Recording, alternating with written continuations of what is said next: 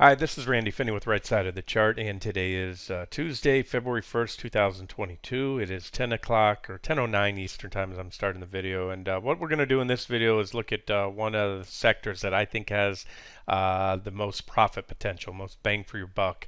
And it's going to, I'm going to go over, it's going to align with my views on the overall market. And so if that doesn't align with yours, move on. I'm going to cover the semiconductors as a potential short trade, trend short, swing short, with some pretty big profit targets. And again, I'll just, it's going to be contingent on most likely, almost certainly, me being right on where the market's headed in the coming months. Again, near term, we're bouncing. It's been I don't want to reiterate everything or recap everything. You can check the recent videos, but we still hit those first targets a couple weeks ago on QQQ, daily and weekly charts, big levels, and we're bouncing and as to be expected. So it's a matter of how far the bounce goes. If I'm right, and if I'm wrong, we're going to go to new highs. So that's that simple, and I'll just share with you what I see. Before I get into the semis, I'm going to start out with a quick update on NQ. This is where I mentioned yesterday we have the big 38.2% Fibonacci retracement level. Again, that is the move off this high right here. If you come off this high right here, I'll do it for you now. I'm going to remove that one. Come off the actual high on the fibs right there. You take the low where we're at right there, where we hit the other day. If I can get my cursor there, snap to it. I missed it by just a hair. It came in a little low, so I'll come in a little low there. And that puts you again right around there. I told you it'd be roughly the same level, because that previous high, the all-time high so far in the Nasdaq, was back in November, and then that subsequent high was late December, then the big drop. So okay, so far so good. A little overshoot. This is I always talk about what I call momentum fueled overshoots. When you have a tremendous amount of velocity or momentum heading down, you tend to overshoot a support level. It's more than usual. I'd say over 50% of the time, and likewise on the upside, this is strong momentum. We overshot that level, but it wasn't just that. We also had price resistance there. Popped it briefly, but failed. I also told you the 5-minute chart's been a really good guide for active trading or really honing in your entries and exits, even if you're just a little less active swing trader.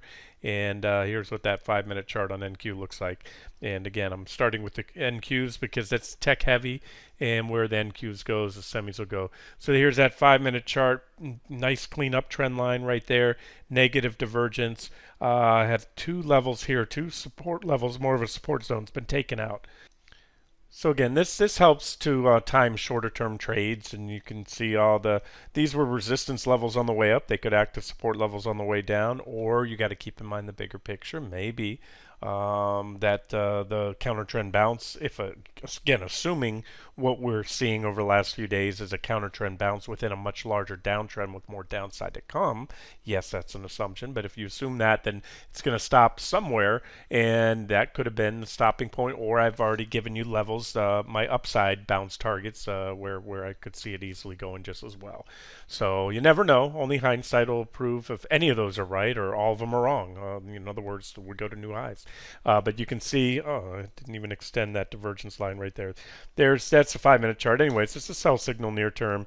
Simple stuff, really. You look at all these divergent highs, you get the corrections, divergent lows, you get the rallies, corrections, rallies, etc., etc., etc. So that's where we're at. Now, let me go to the QQQ 5-minute chart. For those that follow that, there was that reaction high. I gave you this level yesterday, 362. Again, a brief overshoot, negative divergence on this is the same time frame. It's just the Qs are going to look a little different because you're not seeing those NQs. The futures are Globex trades are around the clock.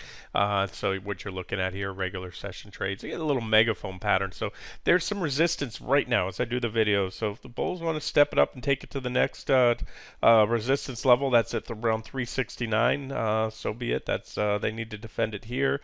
If not, if they break it, odds are going to favor that we come on down to that next target there. And then again, as and if each of these levels go, it's going to increase the odds that was the end of the counter trend bounce. As of now, I don't know. You flip a coin. I'm going to give you a longer term outlook on the Qs. But here's a trend line off the lows in QQQ. I keep talking about how you need to really take out the last week's lows. or is that the week before? Either way, it's around the 24th. But you do have a trend line as well, so let's see what happens there if that holds. All right, so let's get away from that. Let me talk about the semis. There are many semi ETFs out there, or at least a handful that I actively monitor. I monitor SOXX, which is the PhilX SOX Semiconductor Index Fund. That was the original, one of the original sector indexes. The PhilX SOX Semiconductor Index has been around for decades. So I can go back on the SOX itself. This is the ETF that tracks that index, but you go SOXX right there, and no, SOX dot X, I think, dash X. It's been a while since I pulled it. There it is. Yeah, you're going back all the way into the mid 90s, and you can see it's just got a beautiful long-term bull market uptrend line off the 2008 lows, which I'll just start out here, and that's where I think we'll ultimately go back and test. Anytime you get a long uptrend, you can see I haven't updated this in a while. I'm going to move that divergence line right there, show you that this is the PPO negative divergence, PPO histogram negative divergence, and the RSI negative divergence. And that's what you want to look for especially on this monthly chart. That you get divergence on a monthly, and if it plays out, it's going to play out for a bear market, not just a run-of-the-mill correction. There's a secondary potential uptrend line right there, but again, this primary trend line will probably be visited. And look, even if that's the case, you might say, well, wow, Randy, that's going to be, just to get down to that trend line, depending on when we get there, that's about a 50% correction, meaning semis are going to get cut in half. Absolutely. Go back in time, measure the drops that we've had before in the semis, and that is, well within. In some of the corrections have even been within a bull trend. You get in a bear market, semis do more than 50%.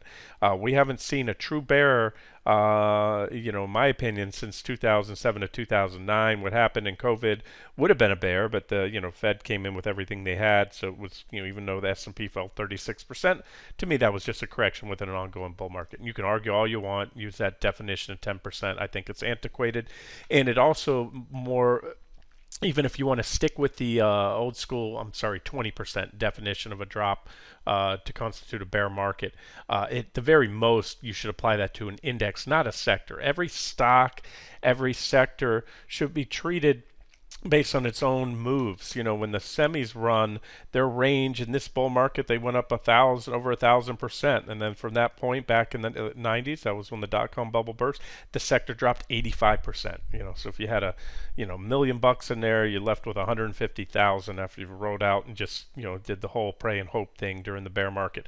Back in '07, it dropped. Let me turn off these annotations, and really peaked here back in '05, early '06, but and then it started dropping off at the end of '07, and that was a 70% drop. And again, those were bear markets. So if a bear market's coming in the semis, to call for a 50% drop is actually being conservative compared to the relative to the last two there.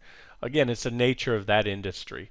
It's a sector. It's not well balanced like the S&P 500. Birds of a feather flock together. So when there's a glut of semis, and that will right now, and that's the thing about this sector, all I'm seeing and hearing is just how bullish and how much longer this shortage of semiconductor chips are going to last. Let me just speak to fundamentals real quick, and then I'll dive into the charts. I may be wrong. This bull may have plenty of life left to go. Powell's being a lot easier than he should be at this point, in my opinion, and that of some others. And so who knows? Who knows? Anything is possible.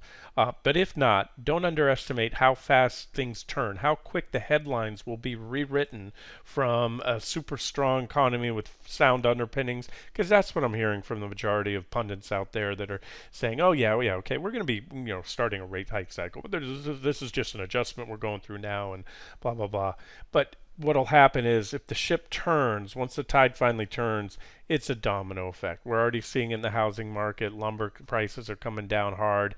Home builders, you're going to see home orders, mortgage hits the brakes. Fed's coming back, paring back their purchase of mortgage-backed bonds as well as raising rates.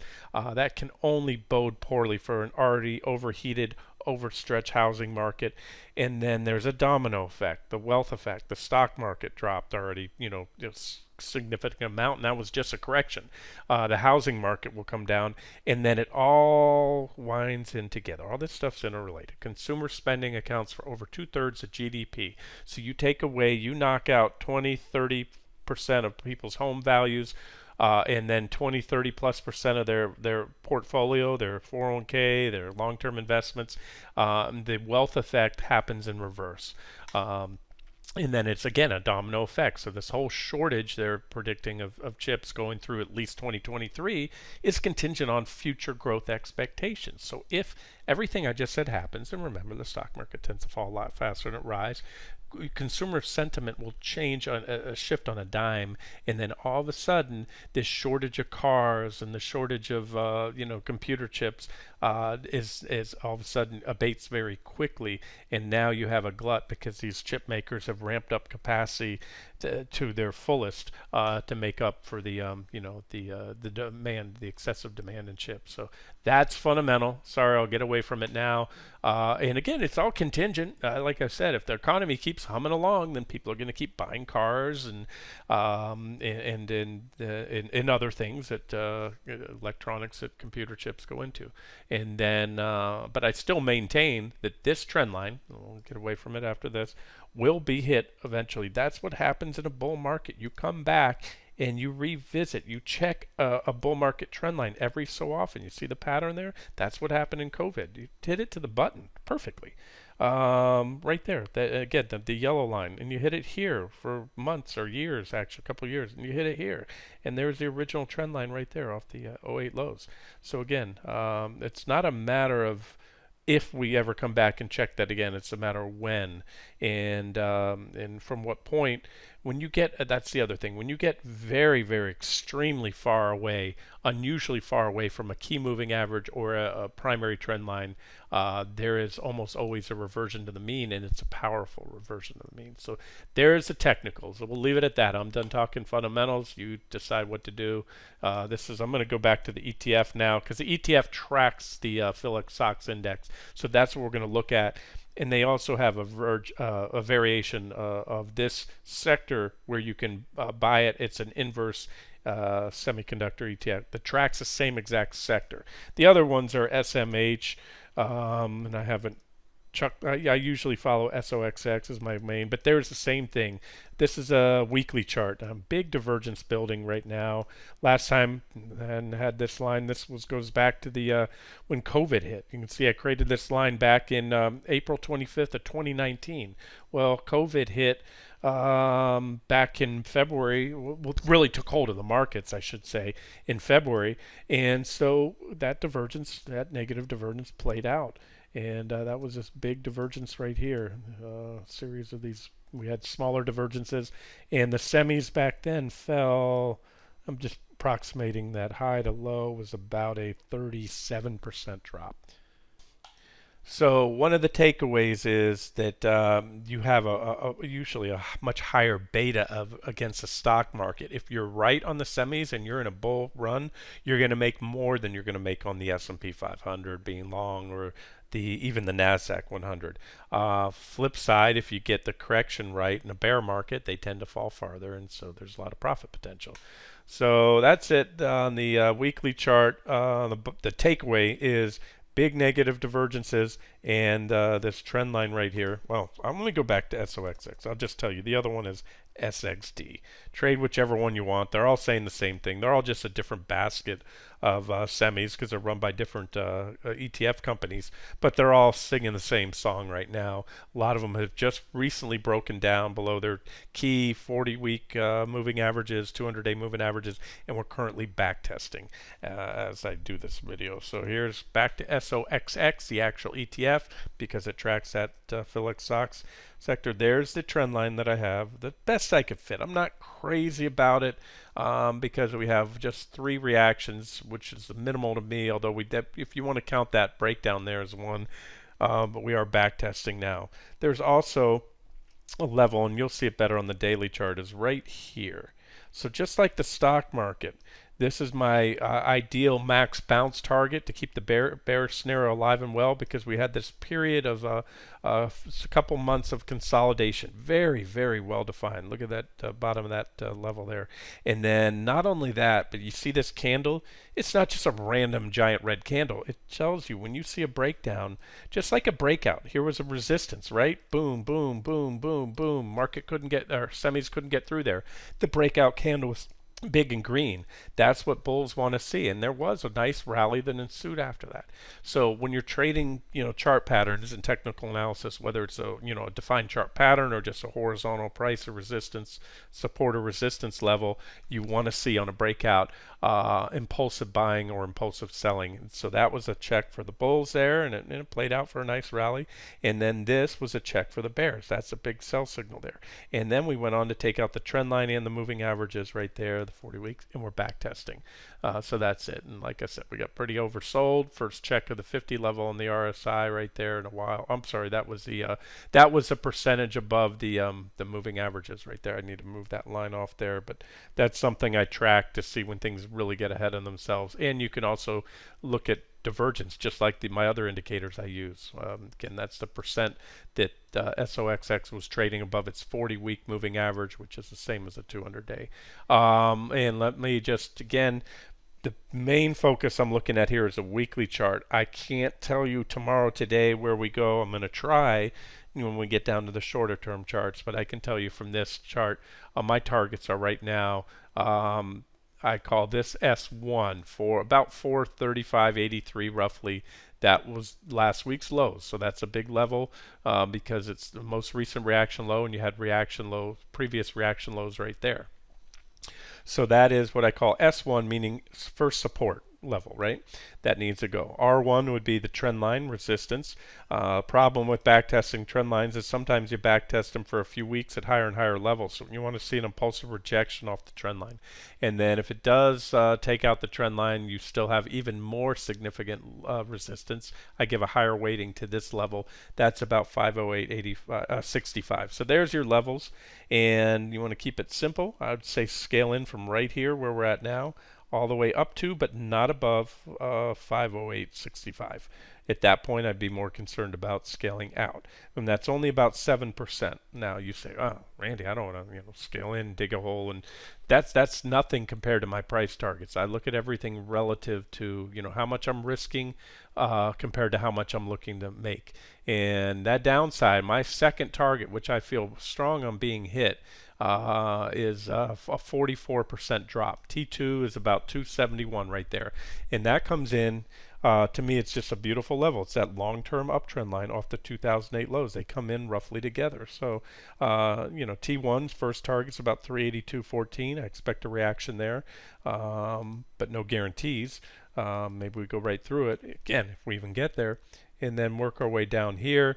Maybe get an overshoot depending when you get there, and then park there around that level. So, if we let's just say that we slice through T2 and we go to hit the trend line.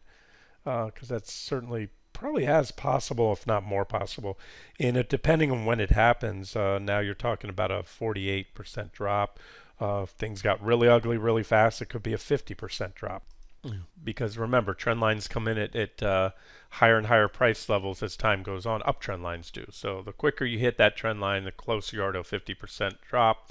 And if it takes a while to get there, let's just say we do have some more upside, and the market's going to go down. I'm going to be right this year, but I'm going to be right later on. Let's say then that's going to probably come in together. That T2 will come in later in the year around 271. And again, if I'm just wrong, then what's going to happen is you're going to see some of the biggest divergence that we've had, or the biggest divergence since COVID hit back here. That was the last divergent high, and the stocks fell 39%.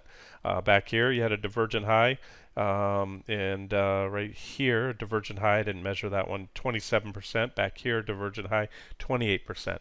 And again, it should be worth noting that those were just simple bull corrections within an ongoing bull market. So if we get a bear market, then you're looking for drops that exceed that. All right, daily chart, and then I'll get to a few individual semis. Here's what it looks like on the daily. I'm going to zoom in nice and tight. You had a divergent high back here, and it did play out for a nice drop. And this was our most recent divergent high right here. You can see the divergence was building, building, building. You had a uptrend line there on the daily chart with a breakdown, a back test. Hit this level again. That was a big level. That's why it was color coded yellow, about 507 and a quarter. Then another back test of the trend line to put in an extend the divergence, and then that was it. That's all she wrote. Started walking lower. That was your breakdown candle there.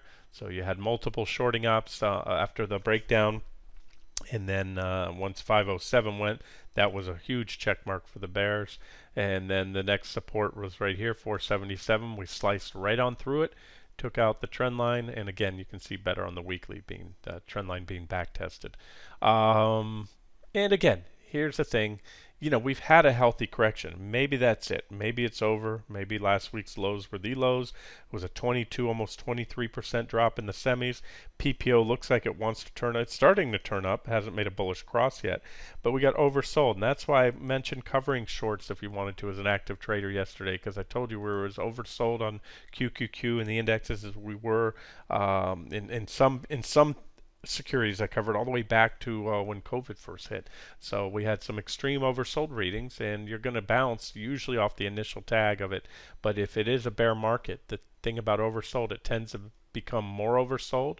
So we can go back down, have another breakout of the 30 level on the RSI, or stay oversold for an extended period of time if we go on down. So that's where I think we're going. Let me give you targets on SOXS. Now, they're rough targets. I would go with those targets I gave you on SOX. This is a 3-time bearish ETF, so you've got the leverage. You need to account for that in your position size. What does that mean? Well, if you normally take a $10,000 position in, let's say, the Qs or Apple or something like that, that's roughly in line with the market, then you need to cut that position size down by about a third, because you have 300% leverage with this one. And that leverage cuts both ways. So what happens is newbie traders see all dollar signs. Oh, wow, those are aggressive price targets. I'm going to make all this money. And the first time it goes a counter trend bounce, the position goes against you, you get shaken out because your pain threshold is exceeded, your loss threshold. And so the way to mitigate that is, keep the position size in line with where it should be by factoring in that leverage. So here's the chart. Just looking at a daily chart, we had a nice resistance level there, and we'll pull back, and we're back testing that, and that's why I wanted to highlight this one today. So I think it's objective here up to that level I just showed you on SOXX. So even if you're going to buy this, because the benefit here, you can't short stocks in an IRA or ETFs, but you can buy this long. And then not that, again, if you know what you're doing, you have a large enough retirement account, you want to take this either as a hedge or a pure play, no problem. Otherwise, if you don't know what you're doing, don't shorten your IRA. Just go to cash or look for safe haven investments if you think the market's going to drop, treasury bonds and whatever else. So rough targets, again, about $8 and then about $10.50. But again, it's going to be more important where the SOXX goes, because the leverage in this ETF here over time will cause decay. That's why this chart looks like just going down, down, down, down, down, down, down. If you get in at the right times, that leverage works in your favor. But if you get in at the wrong time, obviously you don't want to own this ETF if the semis are going up in a bull trend. That's a given. But the other thing is sideways grinding action works against these leverage ETFs. But what works in their favor are unidirectional rips and dips, and that's what I think we can get. I think if the recent lows get taken out, there's going to be a quick swoon down in the market, as I've talked about. And if we get that, then you will most likely do better than 300% or 3 times what the drop in the semi sector is. And so that's about 84% to that $8 target, about 144%, 145% to that next target. All right, now I'm just going to spend the rest of the video, I'll rifle through them pretty quick. We're going to look at the holdings of SOXX. These are your leading semiconductor stocks. I'm doing this in order of market cap. So I'm starting out with the largest one, that's Taiwan Semi, and I'm going to go down. I'm not going to hit each and every one. I haven't even updated the charts on all of them. Some of them, most of them I have here, at least in the top order, and I'm just going to show you what they look like to me. We can look at the daily chart, and that's what we're doing here. I'll just point out what time frame I'm on. If I forget to mention it, right up here, you'll see the symbol and then the time frame we're looking at. So that's a daily, because I'm going to toggle back between the daily and weekly chart. Weekly, again, is the bigger picture. So the daily, you have this trend line here, and you have big support right here. So so I showed you the semis breaking down via the sector, but you have to take out the leaders. Just like the stock market's only going to go so low until Apple breaks. Same thing with these semis. You're going to need to see the big dogs break down, and that's Taiwan Semi. So if there's one magic number that I think will increase the odds substantially that I'm going to be right on that call in the semis, it's going to see Taiwan Semi break about 108, and that would be a drop of from where we're at now. Just to get to test the level, you're talking about 11.5% drop. But again, don't underestimate how far these guys and fast they can fall. And there's your trend line. But when we look over the weekly chart, it's nice and clear. You can see these got insanely above their 200-day moving average. In fact, Taiwan Semi, it's the only time Taiwan Semi got this far above its 200-day moving average. And what I did, guys, I jumped over to weekly chart, and it says percentage above 40-week EMA. That's the same as a 200-day exponential moving average. The last time it got this high was back when the dot-com bubble hit. And from there, if just to kind of give you an idea how far the stock fell, it dropped 85%.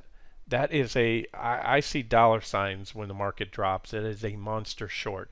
If you don't short, you think it's unpatriotic or whatever reason, or just so it's not your cup of tea, you don't know how to do it. At least don't ride out a 50, 60, 70, 80% loss in your positions, if you have semiconductors.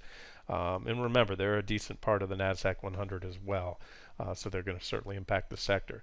Other than that, big divergence. Again, I'm on a weekly chart right here. This divergence never played out last time, but now we have look at how steep that divergence is. So zoom in there, and there's that 108, 50-ish level. When that goes, I see a quick swoon down on the weekly. I only see a little hiccup along the way here, about 84.20. And again, look at that long-term trend line off the lows in 2008. That's a common theme. That's where I think the semis are going. That's where the leaders are going. So I think if and when we get that break above 108, I think that's Taiwan Semi will hit that level, and that's going to be not from the recent highs, but from where we're at now, a 50% drop in the stock. Again, first things first, we have to break support. I hate to sound like a broken record, because I've done this long enough. People misinterpret, I see the potential for that drop, but we've got to take out the recent lows. We have to take out my first target in QQQ. That is paramount to this whole semiconductor thing playing out. We hit my first target, and we're bouncing so far. That was big support. And so if and when that goes, you'll see the same thing happen, I believe, in the semis, give or take, around the same time. And let me get back to my list. And that's it. So there's the levels. I already think I have an alert set for Taiwan Semi, and you can see where I think it's going. So first stop, first target. If you think, oh, we're going to have a correction, but it's not going to be a dire 50% drop, well, that's fine, 31%. But remember, if we get here, I know I'm throwing a lot out at you. If we get there, if we take that out, and let's just say the semis hit these first targets I'm going to give you on the weekly time frame, what that will have done most likely is taken the NASDAQ 100 and the S&P 500 down substantially to the point where those longer-term trend indicators that I have that will help define the primary bull and bear markets, those are going to roll over. So that's why I look ahead. Everything's conditional. So if I'm right on this and I get to halfway to my first target, halfway down to where I think this is going, then it's going to increase the odds substantially, and others will soon then recognize it that, hey, we're now in the trend has changed and we're in a bear market. And so therefore that's going to increase the odds that we're going to go down and then hit that larger target, because the narrative is going to be a whole lot different on CNBC and the Wall Street Journal and mainstream media if and when we get that drop. That's one guarantee I can give you, is the headlines are going to change pretty rapidly if and as these stocks start to fall. All right, I'm going to just continue on here. I'll jump back and forth to daily and weekly. This is Nvidia on a weekly chart. Again, look at these beautiful, how well defined these things. I'm sorry, I know I get excited when I talk about technical analysis. I'm a geek, but look at these, just how well defined that bull market uptrend line is in so many of these semis, and it just hasn't been visited in so long. This was the era of super easy money since this back here, since the crash, the bear market 07, 09. The Fed just pulled out all stops back then, and they just went haywire when COVID hit, an extreme reaction to COVID. And so that's caused, the semis to get to where we're at right now, so far away from that trend line that it's scary to think what's going to happen. And we will, sooner or later, all these long-term trend lines get hit. We've been in a secular bull market, guys. And within a secular bull market, you have cyclical bear markets. And even those cyclical bear markets, which are, smaller, bear markets within the larger bull, that was a 90% drop back there.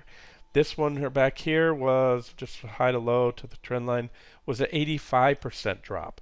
Okay, so in the era of easy money, it's kept these things afloat in excessive, let's say the valuations are relative. So I'm getting off on a tangent. Valuations are what something's worth at the time, but again, don't underestimate how quickly the sector, the dynamics, supply demand dynamics will shift when the economy hits the brakes. And that's going to happen again. The stock market and or the housing market or other factors come into play, and fundamentally, we've had the strongest case that we've had since 2018, because that's the last time the Fed started a rate hiking cycle, and we all know what happened. The market threw a hissy fit, got nailed in the fourth quarter of 2018, and the Fed, just as I predicted, pulled a quick 180 and went from hawkish in a rate hiking mode to turned around and rates, gave the market right back what it wanted. And this time, and they could back then because there was no inflation. They cannot do that now without longer term dire consequences, in my opinion. So that's an old level. I'm going to move this T1 up here, 157.27, T2, just retest these. These are targets I gave you before. I still maintain this is a long-term target on Nvidia, that primary bull market trend line. So let's just talk how much Nvidia can fall from where we're at now. If T1's hit, 34%. If T2 is hit, 52%. If T3 is hit, 69%. Right now, let's just say that's the current target, okay? And again, the takeaway from this, is the way I look at it. I'm either going to be right or wrong here on where the market's likely headed. If I'm right, I can put, and I still will spread out. I like trading NQ because of the futures. I wish there was a stock futures for the semis. I might trade that, but NQs are more liquid. But in 401ks or not 401ks, they're not. If it's self-directed retirement accounts, things like that I have. I've started building position actually today in SOXX, and that's the leveraged semiconductor short I have, and I'm going to add to it strategically, or more, I should say tactically, based on those levels I just gave you and everything I'm going through now. I'm going to have price alerts on these stocks, so it's not just what the sector does, but also what the key stocks do, because sometimes the sector may break down, go below support, but then the market leaders hold up and they rally, and then that proves to be a whipsaw or false breakdown in the sector. So again, that's why I'm giving you these levels and showing what the big picture looks like, and it is ugly in my opinion, guys. Sorry about that if you're longer term bullish. And again, you go to near term, okay, so yeah, Randy, long term, yeah, maybe your outlook's correct, but what if it's going to be another 6-9 months of upside? Well, here's the thing. We have sell signals, a lot of sell signals already. There's a breakdown of a trend line off the COVID lows right there in Nvidia following a divergent high. So here's a stock already on a sell signal, and I think we back test there or back test that level, and this one's headed a lot lower. Okay, I'm going to move a little faster now. ASML, a lot of these have already they're in correction mode. This one's down 30% off that recent divergent high right there. And most people are just foaming at the mouth, probably stepping in buy semis because that's been one of the most bullish and overcrowded trades in recent years. But when you look at these weekly charts, wow. Wow, the downside. There's your primary bull market trend line again off the 2008 lows right there, right? And this is, let me try to tell you, if I grab it here. To get to that's my preferred swing target right there. And that's well, about 403. That's a 42% drop. But again, the trend line's so close that my guess is if we get down there, things are going to be so ugly in the market at that time, you're probably going to be in a bear market with a pretty powerful sell-off. So you'll probably overshoot that level, hit the trend line, and then park back up on there. So if that's hit, either way, I'm probably beating a dead horse here, but I'm showing you that all these charts align. These semis come in together. These primary bull market trend lines, and how much they're likely to fall to get back there if they're going to retest those. And most of them have a pretty decent support level just above those. So I'll just stick with the. Let me see if there's anything important on the daily. I'll stop and talk about it. Trend line there, AVGO. This is Broadcom. There's your trend line there. Support levels or targets. 419 and then 325.50, and then there's a longer term trend line right there coming in, which I think will be hit. So that would give, and it's a beautiful trend line. It's going to give Broadcom a drop if hit of from where we're at now. Grab the top of the candle. If that trend line's hit, you're talking about a 55% drop. So I can go over each and every one of them. There's Intel, primary trend line off the 2008 lows right there. It just cracked. So here's the thing. This is used to be the 800-pound gorilla. Used to be the sector leader. No longer. It is now by market cap. I'm going through this. This is number 5. It's only quote unquote only $104 billion company now. Taiwan Semi is 610 billion. All right, so that's Intel. Weekly chart just recently broke below, and look, it was a big bearish engulfing. I'm not bearish engulfing. A big red candle to confirm the breakdown. Qualcomm. Oof. Yep, beloved stock there. That would be my, well, you can see first target there, but really I think it will come down at least to this one. That's a 29% drop. So even if you just say, okay, well, maybe we'll get a little drop here, that's still a 29% drop there. And then I have a high degree of confidence will come on down here as well. That next target, it's about 94.70, and that's about a 46% drop. Divergence across the board. This is a weekly chart. There's the percentage above the 40-week moving average, PPO divergence, and that's it. So I can rifle through them all. Texas Instruments, they all look the same. Divergences, big support, some of them already cracking. This is, I'll give this one a BOD line right here on Texas Instruments, benefit of the doubt, because you had two little wicks there, but the big level really was right here, 179.35, and that was recently taken out with that red candle. Let's see what that one looks like on the daily. See right here? So that was that same level. We took it out, but there's my BOD line right there, benefit of the doubt, and we need to take that out. We flirted with it recently, but the market was hitting support. So really a move below 175. Yeah, you can wait if you want to be safe for the recent lows, but I think a solid break, a solid close, that's what you need. Not intraday, you get these whipsaws and you close back up around support. And first target on the daily chart, 160, and then next target would be about 135. Okay, I'm only, gosh, 6-7 stocks into there, and there's about there are exactly 30. Can't do them all, but I will. And let me know. Drop a comment if you're interested in shorting individual stocks, because I always say this: if you, and this is what I can do for you, or I try to do. I can't promise I'm going to always get it right, but if I can identify a bullish sector or a bearish sector, I can drill down within there and find the most bullish components within that sector and the most bearish, and almost always outperform the sector. It's a little bit more work, your part, to build a basket, let's say, of the half dozen or a dozen of the most bearish semis, and I can do that. And if you want it, I'll do a separate video. It's too many static charts to put out, but I'll do a separate video where I do rifle through at least, if not all 30 of this sector ETF, I'll go through maybe the top 12 or 15 of my favorites that have well-defined, support levels to trigger short entries, objective short entries, as well as well-defined support levels for price targets. So let me know, and if you want to keep it simple, which there's nothing wrong with that. I tend to do that myself quite often, especially when things are moving and I've got a lot of positions. I'll just pick a sector ETF and stick it in there and let it run. So that would be SOXX if you want to use the leverage, and if not, there's non-leveraged semiconductor short ones.